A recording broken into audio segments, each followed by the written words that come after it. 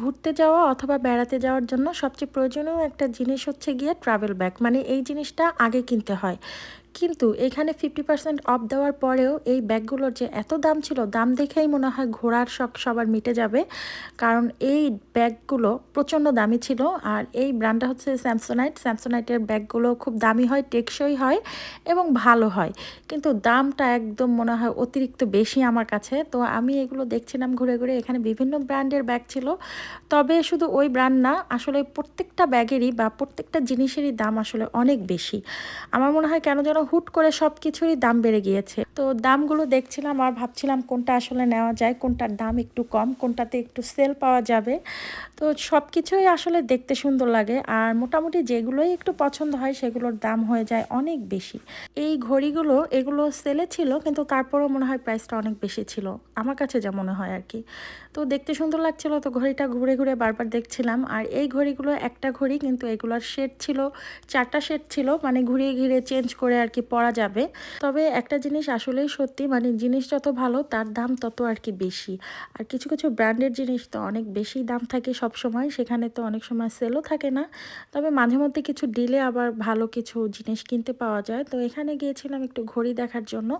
ঘড়ির ডিজাইনগুলো খুবই সুন্দর লাগছিল আমার কাছে। তো এখানকার রোজ গোল্ডের যতগুলো ঘড়ি ছিল সবই খুব ভালো লাগছিল আমার কাছে। ইদানিং কেন যেন রোজ গোল্ডটা খুবই ভালো লাগে, গোল্ডেনের থেকে রোজ গোল্ডটা একটু বেশি সুন্দর লাগে, একটু ডিজাইনটাও সুন্দর আর হাতে পরলেও খুবই ভালো লাগে দেখতে। তো ঘড়ি দেখছিলাম, এখানে ছিল কিছু জুয়েলারি, আর এটা ছিল ছেলেদের একটা ঘড়ির সেকশন। তো ঘড়ির ডিজাইনগুলো সুন্দর ছিল, তো আমার ভালোই লাগছিল ঘুরে ঘুরে দেখতে, আমার খুব ভালো লাগে। আর আমার কেন জানি ঘড়ি ব্যাগ এগুলো দেখতে একটু বেশি ভালো লাগে।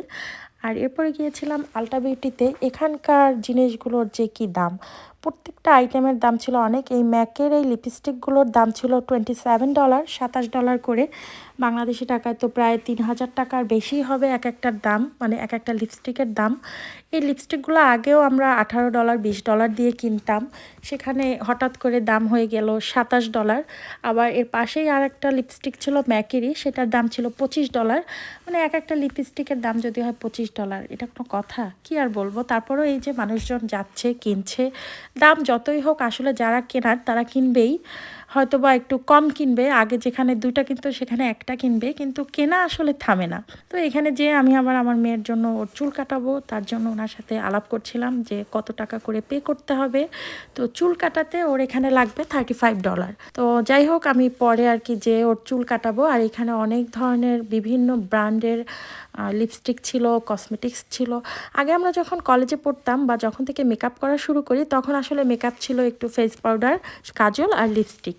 আর এখন মেকআপের জন্য যে কত কি দরকার হয়, আর যুগের সাথে তাল মিলিয়ে আমরাও দেখা যায় সেগুলো ব্যবহার করি।